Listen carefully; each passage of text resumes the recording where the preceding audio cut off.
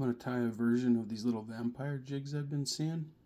I'm guessing people call them that because when you hit it with the UV light, this is what you get.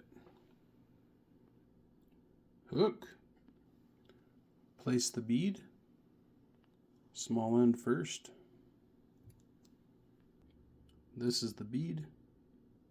Semper Fi in black.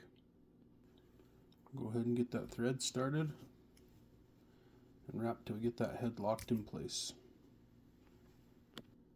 Black marabou. It doesn't take much for these little jigs. I just use about that much.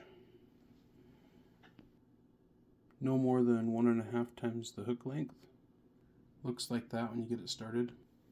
Trim that little piece off the front, and I'm just gonna give this a few wraps and work my way back. I just want to do one strand of the UV crystal flash. I folded it over here, and then we'll pull it back and start the wrap.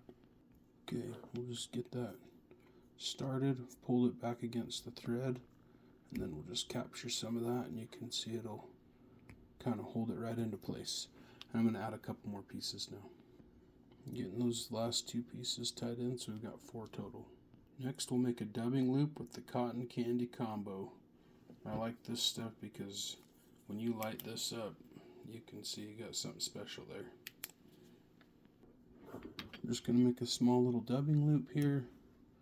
Wrap it back, make sure you get around the back side of it at least 1 or 2 times.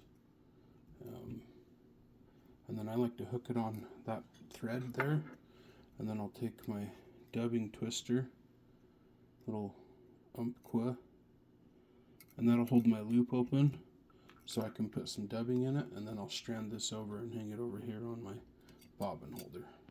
Just a small pinch of that cotton candy, and then I'll pull the fibers so they're all aligned, and then we'll go ahead and fill up that dubbing loop.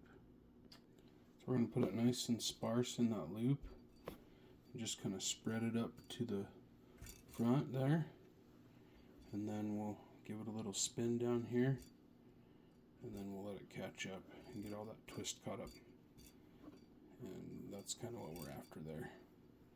Then I'll go ahead and get this kind of picked out and brushed a little bit, and as we go to wrap, we want to make sure that we keep pulling it back towards the tail, especially at the beginning. Okay, let's start the wrap.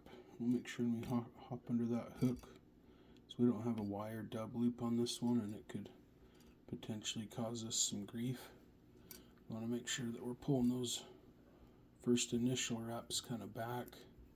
If they get kind of clumped along the way, you can give them a little brush, and then just keep working that cotton candy up around that fly. Okay, so we're just going to wrap our thread up around that eyelet, and then we'll give it a little whip finish. Make sure you come behind the thread a couple of times before you cut it off, and then get your whip finishes going back there. Alright, got the whip finisher here. We'll give it a 1, 2, at least a 3 wrap, and I'll do that 2 or 3 times before I cut that off. There's the finished fly. You just can kind of comb it out with your brush a little bit if you want, and trim off any of these little extra hairs that are sticking out there.